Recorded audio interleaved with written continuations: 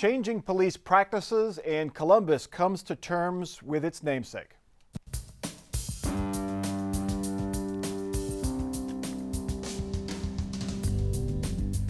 Joining us on Columbus on the Record this week, Jesse Balmert, State House reporter for the Cincinnati Enquirer, Derek Clay, Democratic strategist, and Michael Miller, former Franklin County prosecutor. Public officials are taking steps to change the way police agencies and officers operate. This week, the city of Columbus barred the use of tear gas and pepper spray in all but extreme cases. Governor Mike DeWine also laid out a multi-point plan to change policing in the state. DeWine says his goal is to build trust in law enforcement by improving training, accountability, and transparency. This is a process. This is not just go do something and then move on. This is a process, and we must all commit to staying with that process for many, many months and many, many years ahead. The plan includes a ban on chokeholds in most situations. The governor would mandate independent investigations to examine the use of force incidents, and he wants the state to track and publish those incidents. DeWine's plan would require police recruits to pass a psychological test before they go to the training academy. He wants police officers to be licensed, and he wants more training. Derek Clay, what are your thoughts on this? Is this enough? Well, thanks, Mike. I think it's a good start, but the bottom line is the public has lost trust in the police. And until you establish that trust back, you're not going to be able to successfully have a good dialogue and relationship between the community and the police. A number of the recommendations that the governor has laid out, like I said, is a very good start. But at the same time, you actually have to have people giving input to the governor's office, giving input to the citizen review boards. I think one of the things that he wanted to do was take investigative affairs and put it over to BCI, which is great, but BCI is still the police. Where's the citizen input on this? So until there's trust restored, then it's going to be a hard way to go for some of these reforms that he's put forth. Mike Miller, taking off on that issue of trust, you've been in this game for a long time as a prosecutor on that side of the fence, now a defense attorney. Where is the level of trust in law enforcement now compared to past eras? Is it at a low point in your mind? Well, I don't know, Mike. I mean, when Derek says everybody's lost faith in the police, I don't think that's true. I think that a lot of people have, but I think it's far from everyone. It's a very, very difficult job. And obviously we've seen some things like Minneapolis, which are, inexcusable. There's nothing for that. And I'm sure that guy or those guys are going to pay a severe price for it, as they should. But so many other things.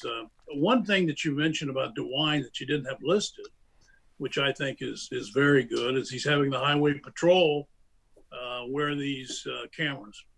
I think cameras are so important that every policeman ought to wear one for a number of reasons. Number one, we all know there are policemen that act poorly, hotheads, do stuff like that. If they've got a camera on them, they know that somebody's going to see that. I think some of those guys, it's going to stop them from doing things that they shouldn't have done in the first place, because now they know that they'll be held to task for it. I also think that people who, when they do act, the public can then see it and make those decisions, whether they did the right thing. But you've got to understand, the law says, and let's go down to deadly force. The law says you can use deadly force if you reasonably believe that the individual you've used the force against is going to cause you death or great bodily harm. Now, I can't tell you how many killings I've seen down through the years with civilians where that exact thing has happened. One civilian has shot and killed another one after an argument. The second civilian, the deceased, has got no weapon on him. And the first one said, we were arguing, he reached, I thought he had a gun, I shot and killed him. And the law says if the jury accepts that, it's an acquittal. You're just not going to have a perfect situation where all of these problems can go away, because different people are going to react in different ways, and individuals can look at it. Citizen A may say that's wrong. Citizen B may say, no, that's fine. There's just no way to get something black and white that's going to be applicable and satisfy everyone. Jesse Balmer, that was one of the complaints of the Legislative Black Caucus. They said that in the instance of chokeholds, that chokeholds are banned except if the officer believes that his or her life is in danger. And the lawmaker said that's just too subjective. How does DeWine deal with that? How does he say we can say this was not necessary, but this might have been? Yeah, I mean, I think that's a challenge. I think what you want is for the police officers to be better trained than the average citizen on what is a threat and what is not a threat. Another thing they have also proposed is a psychological examination for recruits and more training on implicit bias. And so ideally, you're rooting out some of the people who just see individuals who are Black or minorities as a threat intrinsically, and that is obviously who you don't want to be a police officer. So I think that's one step they want to move in that direction. But one of the challenges consistently with training is it hasn't been funded. And if it isn't funded, then it isn't mandatory. And if it isn't mandatory, then you're having inconsistent training across the state. Yeah, that's a question. Why if you're a city and you have hundreds of police officers, why shouldn't you have to foot the bill for training? Why does it always have to come from the state? Why does the state have to pay the bill for training that city's own officers? I know there are cities and towns and villages that have very few resources, but if they have so few resources they can't train their officers, why should they even have police officers? Derek? Well, I mean, cities are have strained budgets, and I'm not saying that the state doesn't. But the bottom line is, to Jesse's point, there needs to be implicit bias training, and the state or the city can find money for that. If it's a priority for them, then the state and the city will find money to do implicit bias training. And one thing that I wanted to come back to, yes, I said most people or a lot of people have lost faith in the police.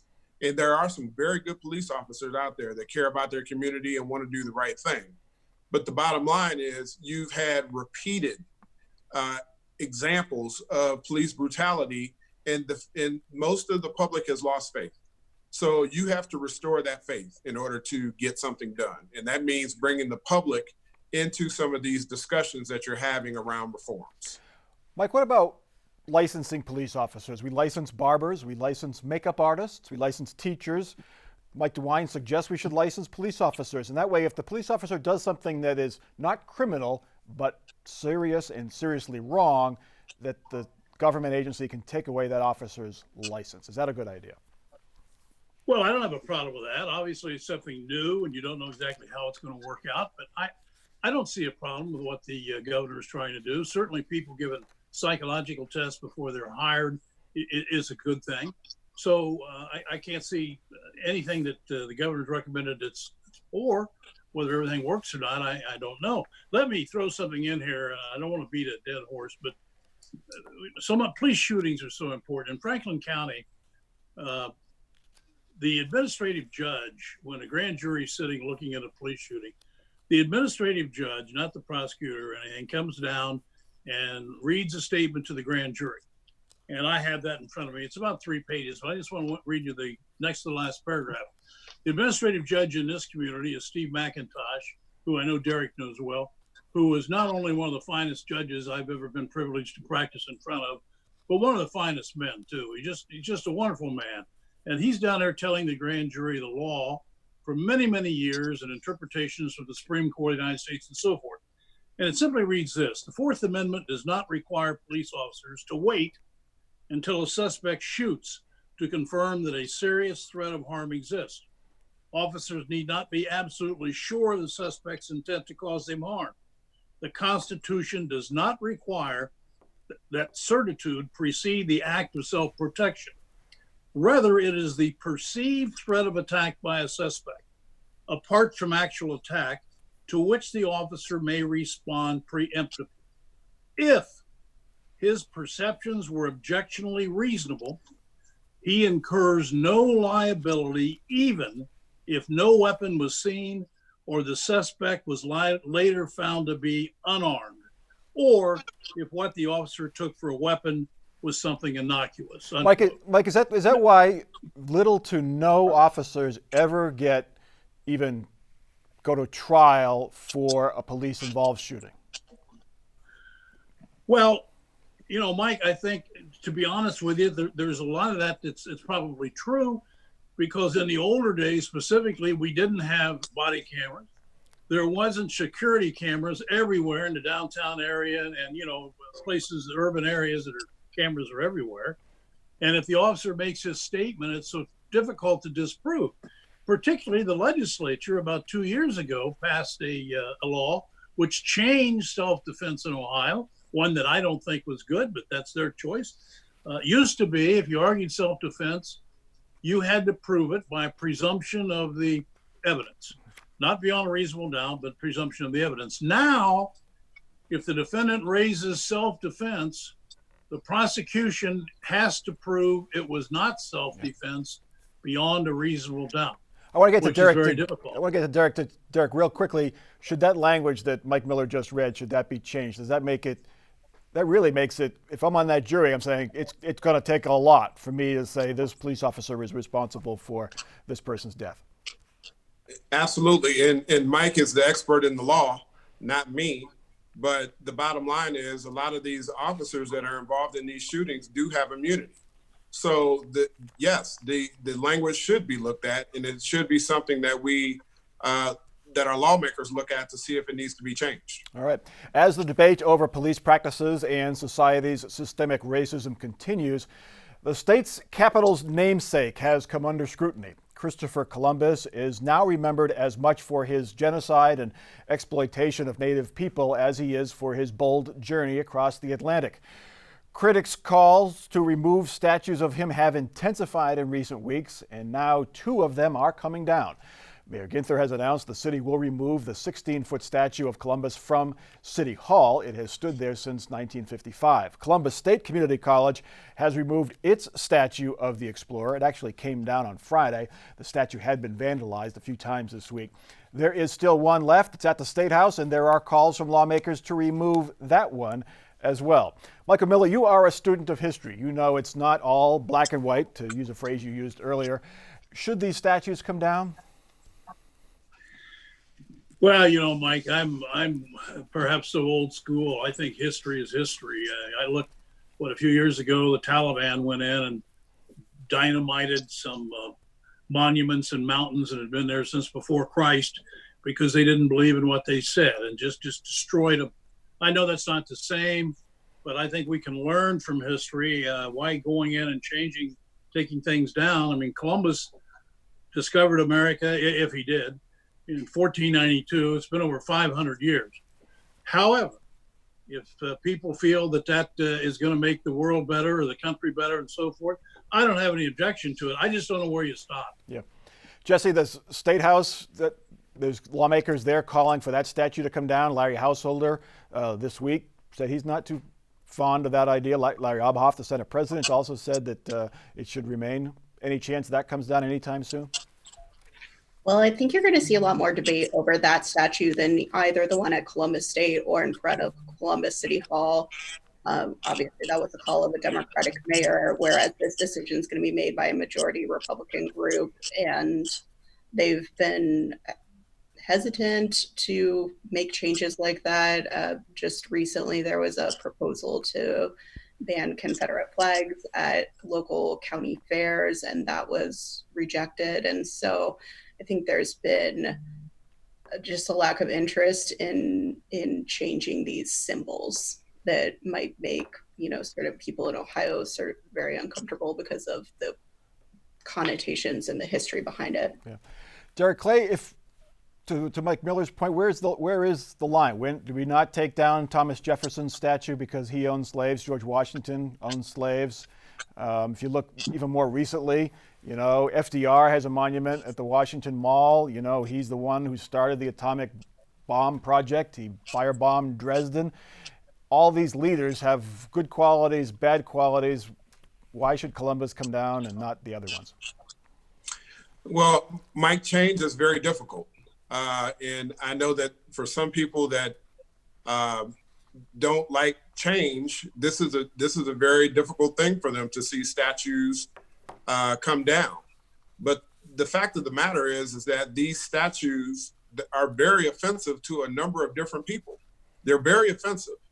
I mean, when you talk about Christopher Columbus, I mean, he stumbled upon America, you know, and so having a statue there that reminds people of the genocide and the rape that took place during his reign and you know in time here is offensive. You know, even City Councilwoman Elizabeth Brown said that we should be even looking at our seal because it has ships that actually brought enslaved people over here to this country. So yes, some of these statues that remind people of offensive and racist past, they do need to be brought down.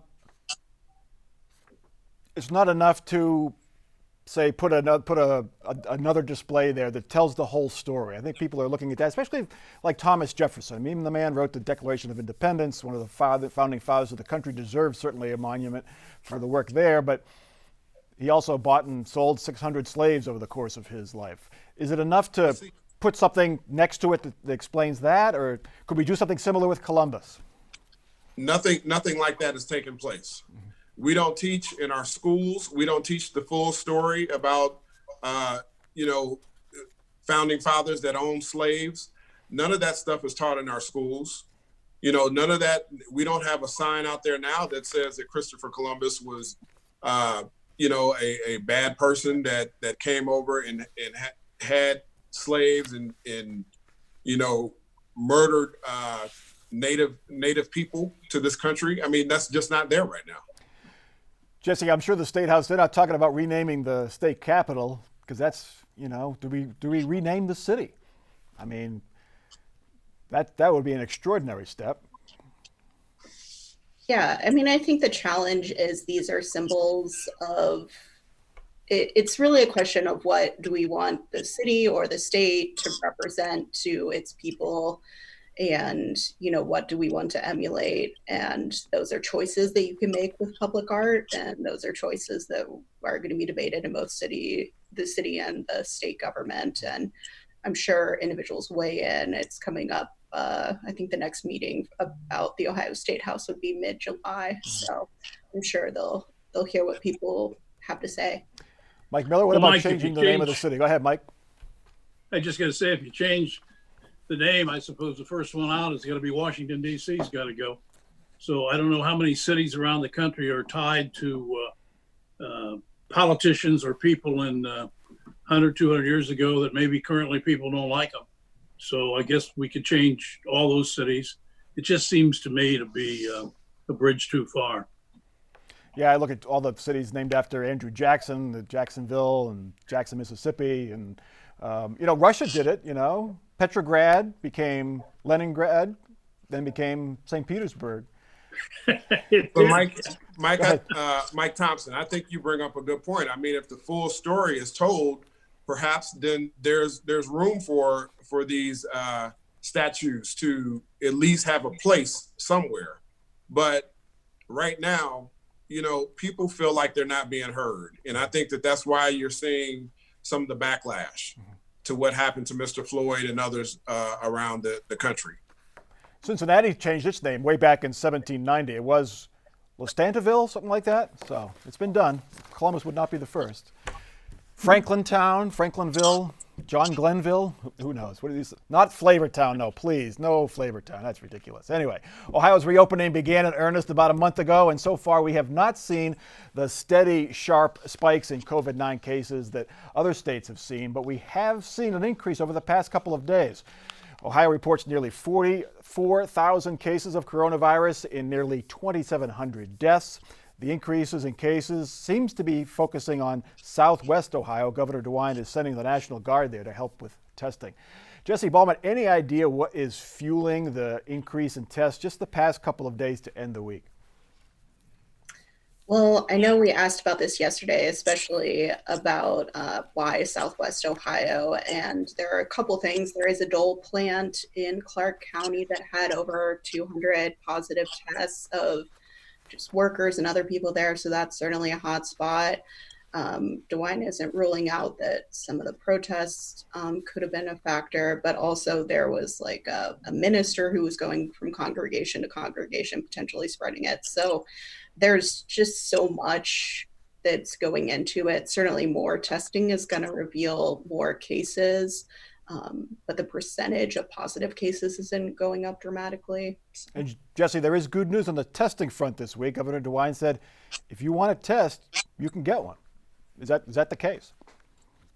That appears to be the case, and that will be good news, especially for these areas that he pointed out as potential hotspots where there has been this community spread, which basically means people are infecting others who, maybe they didn't even know that individual had the disease. And so he's encouraging people in Southwest Ohio specifically to go get tests, but it's something that's going to be an option for everyone across the state. And I know that was a point of frustration, especially in the beginning when tests were going to be reserved for the sickest individuals and healthcare workers. Yeah, now maybe we could spot outbreaks, hot spots like Southwest Ohio or someplace else pretty quickly. Derek Clay, the governor said it would be harder to close things back down now than it was at the beginning. It was pretty hard in the beginning. It was pretty hard. He took a lot of flack for it. Is it harder logistically to close things down now, or would it be impossible politically to close things back down? I think both, Mike. First of all, let me say that the governor did a great job with the COVID-19 response. Dr. Acton did a great job in leading us through this. But now that things are starting to open back up, yes, it's going to be very difficult to shut the state down again. He's already in a political firestorm over some of his executive orders. But, people have been itching to get back to work, have been itching to get back out into the community. So in order to shut that down again would be very tough. And I think that he would, have some serious political hotness on his hands doing that. Mike Miller, I want to get your take on the shutdown. We haven't had you on the show in quite a while, as evidenced by your facial hair, that we haven't seen you in quite a while. But it looks good, by the way. Thank you. What are your thoughts on how the governor has handled this and the political divide? It's really like everything else these days. It depends on who you're rooting for in politics, whether you think this virus is a serious deal or not.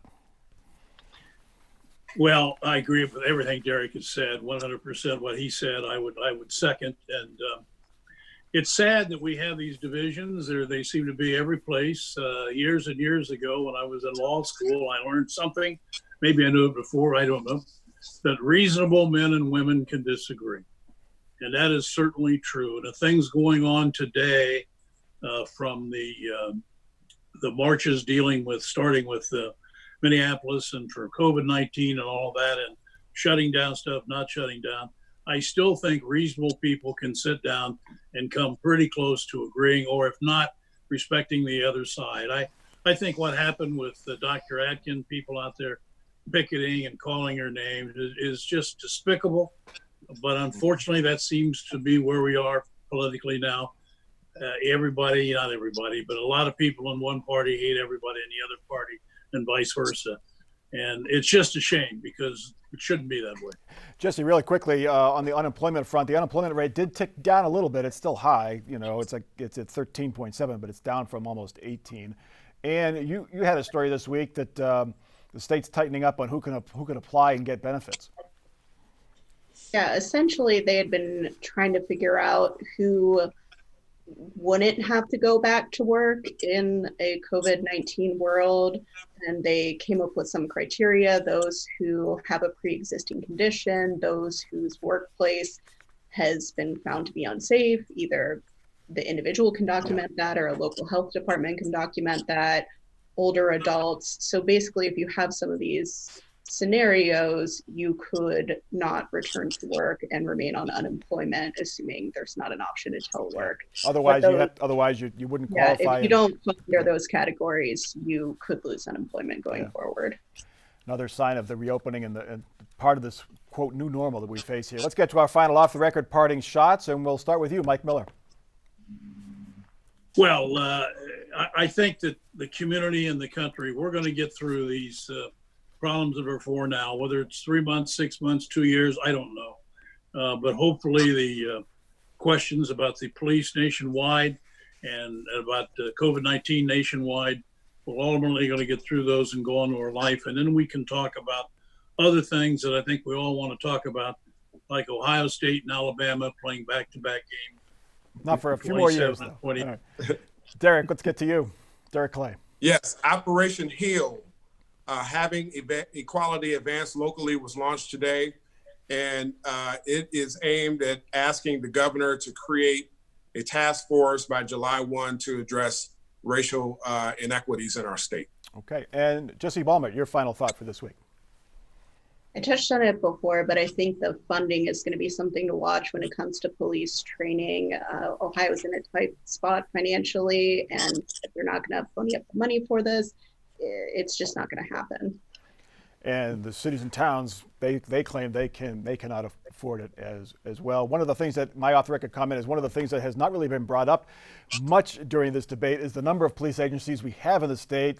Small universities have police forces, small villages and towns, possible room for consolidation. All those officers have to be trained and get hired and fired. So that's one thing politicians, I think, will look at in the coming weeks. That'll do it for Columbus on the Record for this week. Check us out online. For our crew and for our panel, I'm Mike Thompson. Have a good week.